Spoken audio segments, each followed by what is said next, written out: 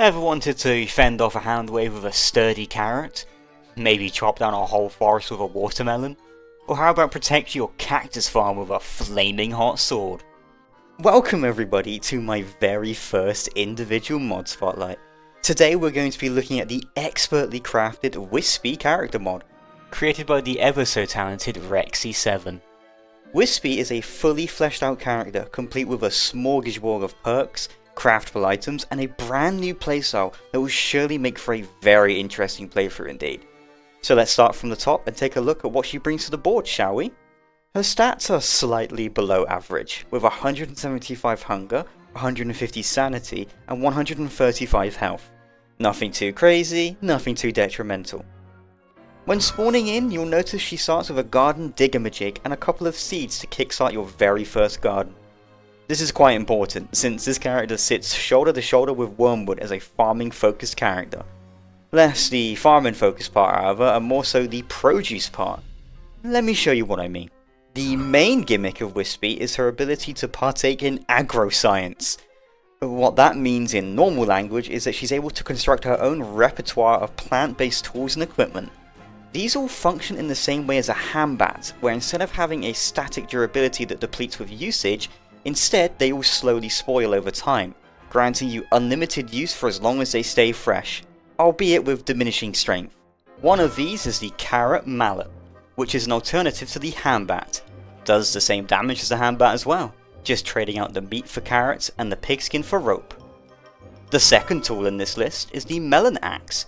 This is your unlimited-ish use axe. Use it to chop down trees. As many as you want without having to worry about flint. Just subsidize them with watermelons instead. Thirdly, you have the Pepper Pickaxe. Can you guess what this does? You bet, it's a pickaxe, but made out of a pepper. How quirky.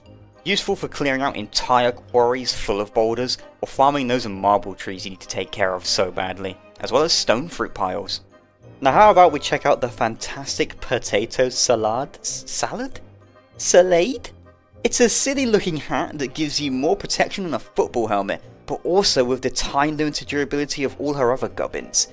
This makes it amazing for boss fights or moment where you're going to take a lot of damage in a short period of time.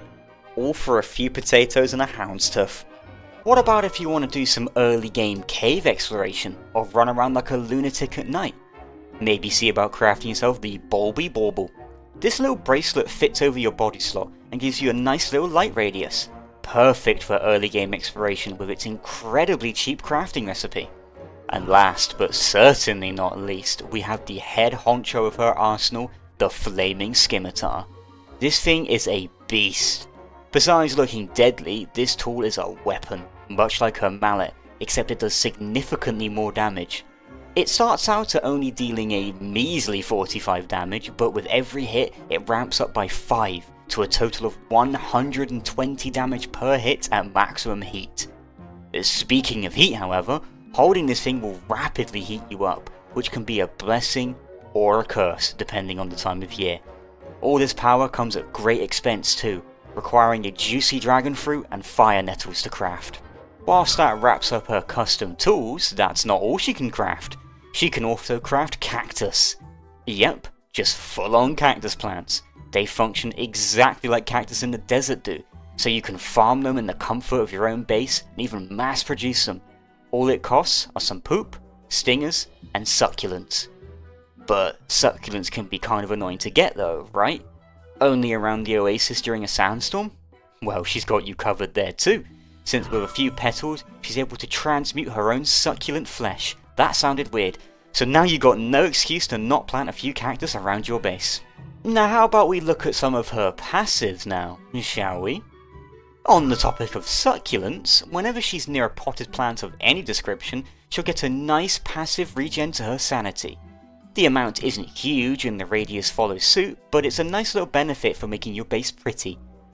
Whilst we're talking about sanity, she also gets double the sanity gain from picking flowers too, so that's 10 sanity per flower.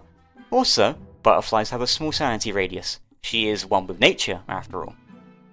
Every 2 days, she'll do a little sneeze and drop a free bunny puff. That's it really. A pleasant way to slowly accumulate them over time without needing to deal with bunny men. Craft yourself some fur rolls or rabbit hutches with them. She can also pacify and pick up rabbits. In fact, rabbits ain't scared of her at all and will let you walk straight up to them and pick them up.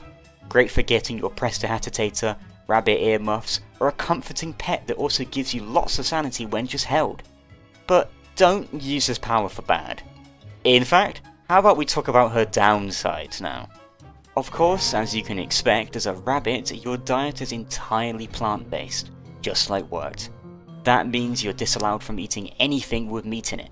But also, kind of like Wirt, she gets bonus nutrition from eating raw vegetables, with an even greater bonus for raw and cooked carrots.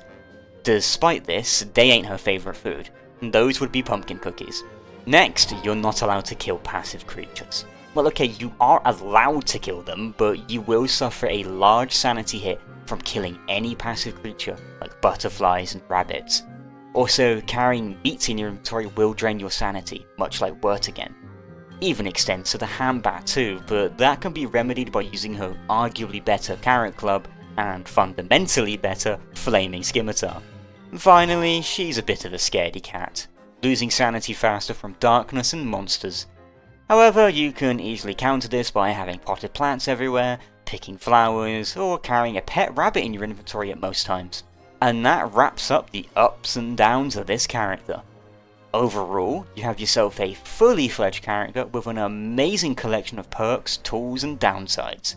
She'll make a great companion piece for anybody who loves a focus on farming and a more passive playstyle. You can also share her crafts with your friends, keeping them supplied with high damage weapons and high defense armor. Probably one of my favourite character mods I've ever seen from a balance standpoint alone. Oh, and if you have Skin API installed, you have access to a lot of free skins for her. These are all beautifully crafted with some utterly gorgeous art fitting to the DST style perfectly. My personal favourite being the Bunnyman skin. Did I mention how much I adore the sprites for the tools and the character herself? Because I do. But that wraps up this mod overview.